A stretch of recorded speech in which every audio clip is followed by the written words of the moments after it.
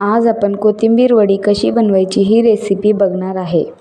लागणारे साहित्य 2 कप कोथिंबीर, 1 कप बेसन, 2 चमचा तांदळाचं पीठ, आलं लसणाचं पेस्ट 1 चमचा, 2 चमचा तीळ, 1 चमचा हळद, 1 चमचा धनिया पावडर, 1 चमचा लाल तिखट, चवीनुसार मीठ, 1 चमचा हिंग, जिरा पूड। पीठ तयार करून घेऊ। बेसन, 2 चमचा तांदळाचं पीठ, तीळ पेस्ट, धनिया पावडर, लाल तिखट, हळद, जिरा पूड, हिंग, चवीनुसार मीठ।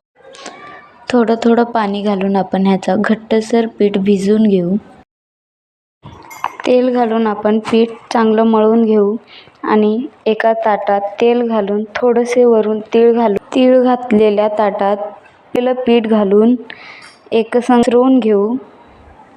वरून थोडे तीळ घालून घेऊ आणि छान थापवून घेऊ। एका पातेल्यात पाणी गरम करायला ठेवला होता। आता वड्या वाफवून घेऊ। 20 ते 15 मिनिट आपण वड्या चांगलं वाफवून घेतला। वाफवलेल्या वड्या थोडे थंड करून घेऊ। नंतर त्याचे चौकोनी तुकडे कापून घेऊ। चौकोनी किंवा हवे त्या आकाराचे तुकडे तुम्ही कापून कढईमध्ये तेल घालून घेतला। तेल गरम झाल्यावर आपण वड्या तळून घेऊ। खुसखुशीत वड्या तळून घेऊ। अशा प्रकारे आपण सगळ्या वड्या तळून घेतला। रेसिपी आवडल्यास चॅनलला लाईक, शेअर, सबस्क्राईब करा।